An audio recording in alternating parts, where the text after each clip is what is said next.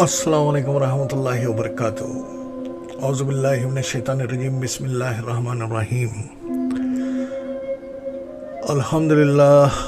अल्हम्दुलिल्लाहि रब्बिल आलमीन अर्रहमानिर रहीम मालिकि यौमिद्दीन इय्याका नअबुदु व इय्याका नस्तईन इहदिनस सिरातल मुस्तक़ीम सिरातल लज़ीना अनअमता अलैहिम गैरिल मग़ज़ूबि अलैहिम वलज़्ज़ालिन आमीन। क़ाल अल्लाह ताला फ़िल क़ुरानिल मजीद वल फ़ुरक़ानिल हमीद इन्नल्लाह व मलाइकतहु युसल्लूना अलन नबी या अय्युहल्लज़ीना आमनू सल्लु अलैहि व सल्लिमू तस्लीमा। अल्लाहुम्मा सल्लि अला सय्यिदिना मौलाना मुहम्मदिन व अला आलि सय्यिदिना मौलाना मुहम्मदिन व बारिक व सल्लिम। अम्मा बाद क़ाल अल्लाह ताला फ़िल क़ुरानिल मजीद वल फ़ुरक़ानिल हमीद ला इक्राह फ़िद्दीन सदक़ल्लाहुल अज़ीम। पाक ज़ात है जो ले गया अपने बंदे को रातों रात मस्जिद एहराम से मस्जिद अक़सा तक, जिसको घेर रखा है हमारी बरकत ने ताकि दिखलाएं उसको कुछ अपनी खुदरत के नमूने। वही है सुनने वाला,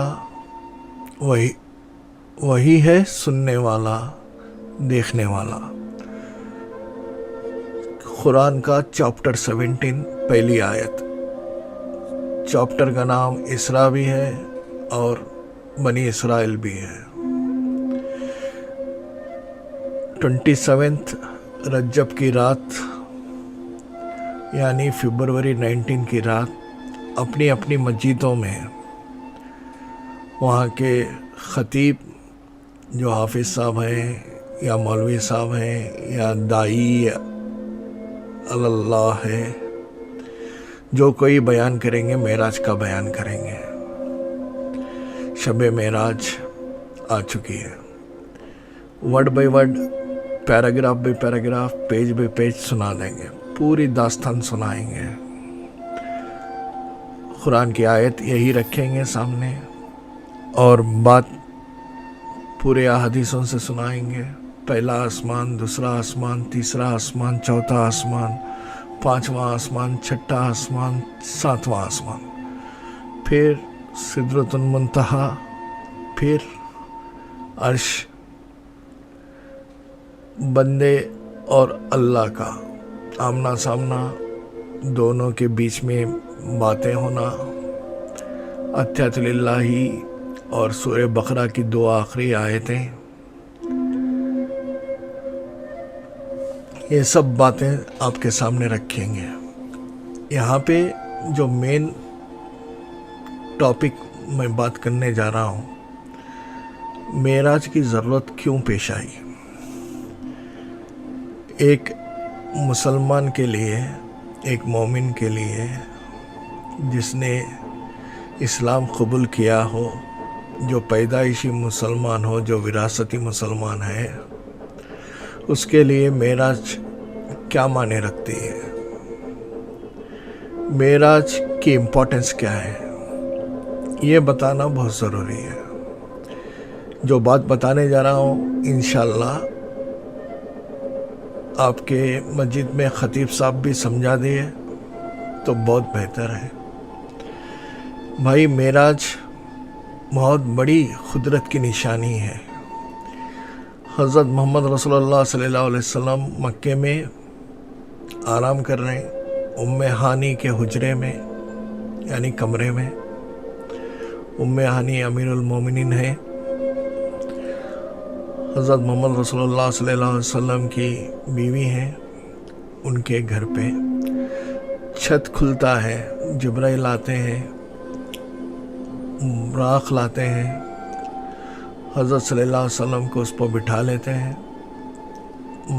मक्के से मस्जिद अक़सा, जिसे हम लोग अब यरूशलेम कहते हैं, मस्जिद अक़सा जो मस्जिद है वहाँ पे लेके चले जाते हैं।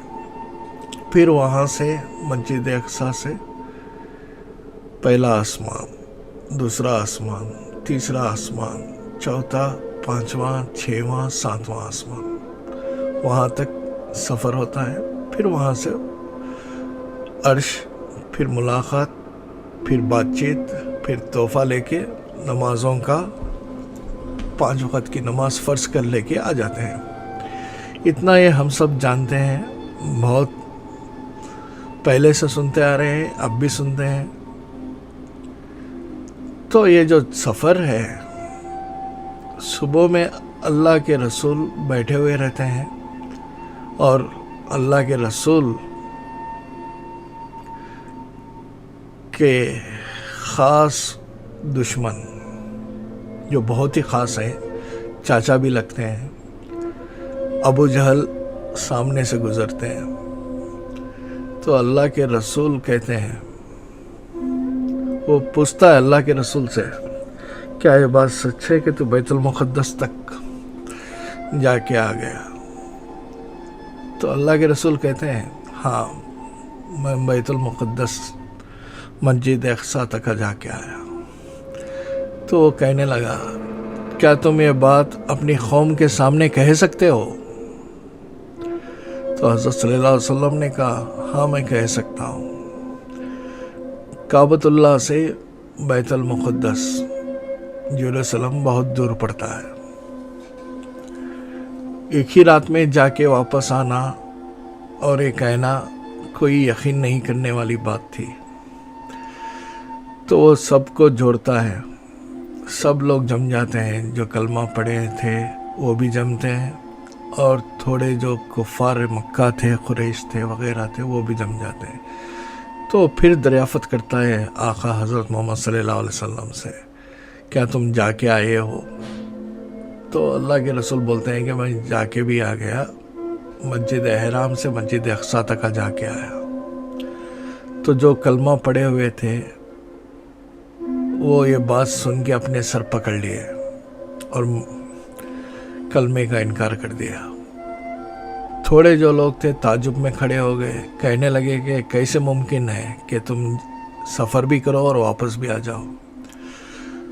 تو پھر تھوڑا نے دریافت کیا، کیا تم بتا سکتے ہو بیت المقدس کیسا ہے، ادھر کیا کیا چیزیں ہیں، کیسے ہیں؟ تو اللہ کے رسول پورے باتیں بتاتے ہیں، اور اللہ کے رسول یہ بھی بتاتے ہیں کہ کوسا قافلہ آ رہا ہے، کیا ہو رہا تھا، سب باتیں سامنے رکھتے ہیں، اور یہ سب باتیں صحیح ثابت ہو جاتی ہیں.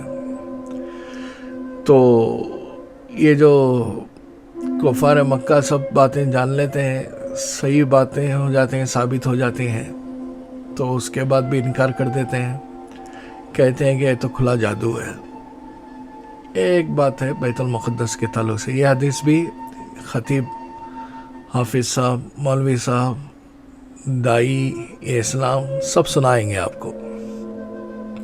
اب یہاں پہ بات آیت سے شروع ہوتی ہے، پاک ذات ہے جو لے گیا اپنے بندے کو. یہاں پہ کہا جا رہا ہے کہ لے گیا اپنے بندے کو. کس نے لے گیا؟ یہ بات تو حدیث سے ثابت ہو گئی کہ جبریل آئے تھے، براق لائے تھے، اٹھا کے لے کے گئے. آیت میں کہا گیا کہ اپنے بندے کو لے کے گیا.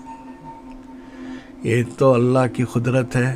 اللہ is able to do all the things. ان اللہ علی کل شیء قدیر. اور وہ سفر جو ہوا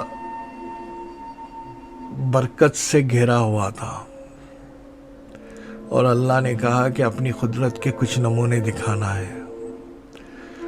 تو مسجد اقصی کا سفر ہے، وہاں پہ اللہ کے رسول کھڑے ہوتے ہیں، جبرائیل عزا دیتے ہیں. تمام انبیاء 1,24,000 واپس لوٹ آتے ہیں، اور اللہ کے رسول امامت کرتے ہیں، نماز ادا ہوتی ہے.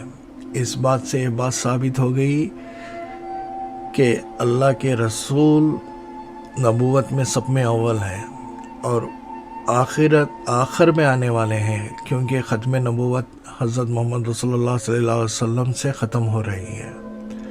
تو اول نبوت تو ثابت تھی ہی. اس نماز کے ذریعے امام بنا کے یہ بات ثابت کر دی گئی کہ آپ اول ہیں نبوت میں بھی، اور آنے میں آخر ہیں، اور آپ یہ جو سلسلہ تھا نبوت کا ختم کرنے والے تھے. تو امامت ہو گئی. یہ ایک بات غور کرنے کی ہے. اللہ کے رسول نماز پڑھا رہے ہیں تو نماز پڑھانے کے لیے وضو تو کرنا پڑے گا. وضو کرنا پڑے گا.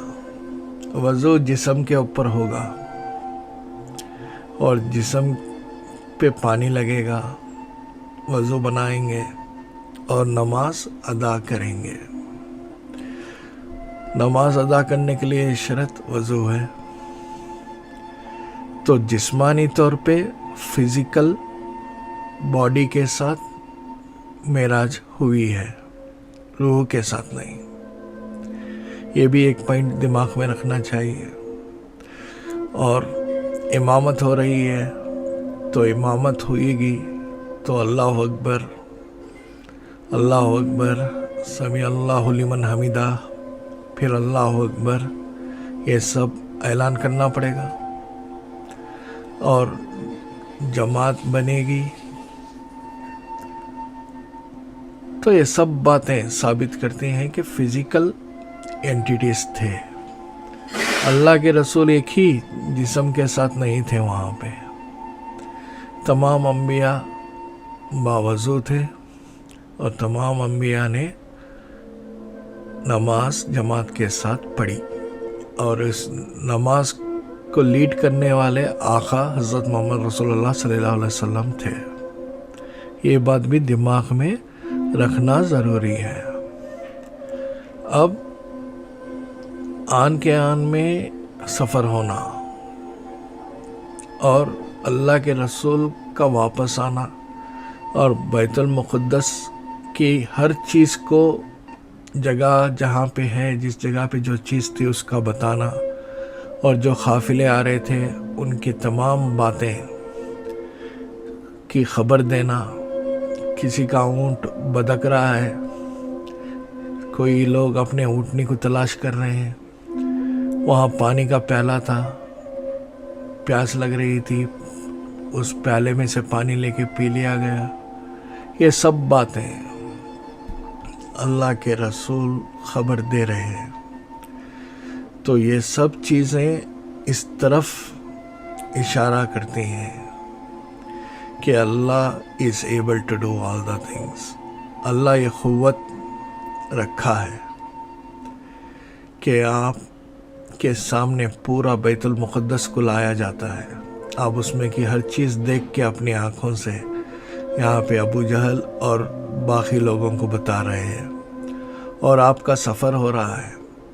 اسی رات میں واپسی، تمام آسمانوں کی طرف جانا اور پھر حضرت موسیٰ سے ملنا، اور حضرت موسیٰ 50 نمازوں کی تعداد کو کم کروانے لگنے کا ذریعہ بننا، اور 5 نمازیں لے کے حضرت محمد صلی اللہ علیہ وسلم زمین پہ واپس آنا.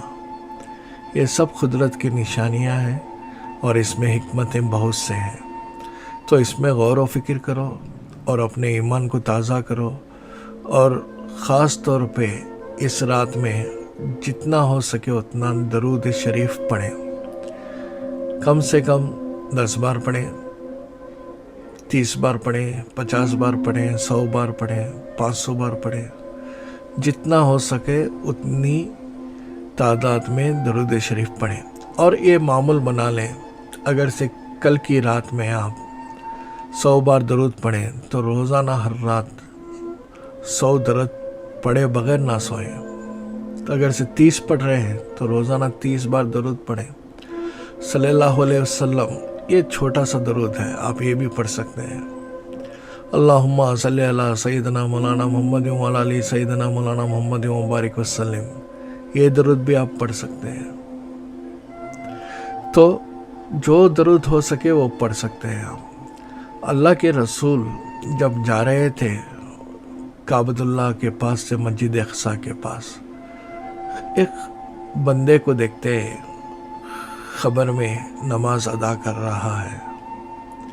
تو حضرت جبرائیل سے پوچھتے ہیں کہ یہ فلانا بندہ نورانی شخصیت والا جو قبر کے اندر نماز ادا کر رہا ہے، عبادت کر رہا ہے اللہ کی، کون ہے یہ؟ تو حضرت جبرائیل کہتے ہیں کہ موسیٰ کلیم اللہ ہے، یہ بات یاد رکھنا۔ پھر مسجد اقصیٰ پہنچتے ہیں، اذان ہوتی ہے، پورے انبیاء جمتے ہیں، حضرت آدم سے لے کے حضرت عیسیٰ تک، اس میں حضرت موسیٰ بھی شامل ہے، وہ بھی حضرت محمد صلی اللہ علیہ وسلم کے پیچھے نماز با جماعت ادا کرتے ہیں۔ پھر وہاں سے معراج شروع ہوتی ہے، پہلا آسمان، وہاں پہ انبیاء سے ملاقات ہوتی ہے، حضرت آدم علیہ السلام ہوتے ہیں۔ اسی طریقے سے آخر میں حضرت موسیٰ سے ملاقات ہو گئی، تو موسیٰ پوچھتے ہیں کہ کیا لے کے آئے، اللہ نے کیا تحفہ دیا؟ تو حضرت موسیٰ کو آقا حضرت محمد رسول اللہ صلی اللہ علیہ وسلم جواب دیتے ہیں کہ نماز۔ تو پوچھتے ہیں کتنی رکعت، کتنی تعداد ہے؟ 50۔ تو پھر دونوں میں بات چیت ہوتی ہے، کم کرا لو۔ تو حضرت صلی اللہ علیہ وسلم واپس جاتے ہیں، لوٹ کے پھر کم کراتے ہیں۔ تو اسی طریقے سے آنا جانا ہوتے ہوتے 5 وقت کی نمازیں طے ہو جاتی ہیں۔ تو حضرت موسیٰ خبر میں موجود، حضرت موسیٰ با جماعت نماز ادا کرتے ہیں، پھر آسمان میں موجود۔ حضرت موسیٰ کے تعلق سے میں اور آپ جانتے ہیں کہ ان کا پردہ کر چکے ہیں، انتقال ہو چکا ہے، مگر خبر میں موجود ہیں۔ پھر نماز با جماعت ادا ہو رہی ہے، پھر آسمان پہ موجود ہیں۔ یہاں سے جانے والے زندہ ہیں، باحیات ہیں، ہم میرے اور آپ کے آقا حضرت محمد رسول اللہ صلی اللہ علیہ وسلم پورے جسم کے ساتھ ہیں۔ تو ان کو اپنی جاگتی آنکھوں سے خبر میں دیکھتے ہیں، پھر اپنے پیچھے مقتدی کی حالت میں دیکھتے ہیں، پھر آسمان میں آمنا سامنا ہوتا ہے، آمنے سامنے بات چیت ہوتی ہے، اور موسیٰ ایک وسیلہ بن جاتے ہیں، ذریعہ بن جاتے ہیں 50 سے 5 وقت تک لانے کے لیے نماز کو۔ یہ بات سمجھنے والی ہے، غور کرنے والی ہے کہ انتقال ہو گیا، زمین کے اندر خبر کے اندر موجود، پھر نماز ادا کرنے کے لیے وہ آ گئے، پھر آسمان پہ موجود۔ موسیٰ کی کیفیت ایسی ہے، حضرت صلی اللہ علیہ وسلم کی کیفیت ایسی ہے۔ تو کیا بات پتہ چلتی ہے معراج سے؟ یہاں پہ بہت سے راز پوشیدہ ہیں۔ یہ اپنے اپنے جو اسلامک اسکالرس ہیں ان سے اس بات کی حکمت، اس بات کے پیچھے جو وزڈم ہے، جو حکمت ہے، جو راز ہے، یہ معلوم کریں۔ اگر سے معلوم نہ ہو سکے تو انشاءاللہ اگلے بار میرے سے سوال کر لینا۔ وآخر الدعوانا ان الحمدللہ رب العالمین۔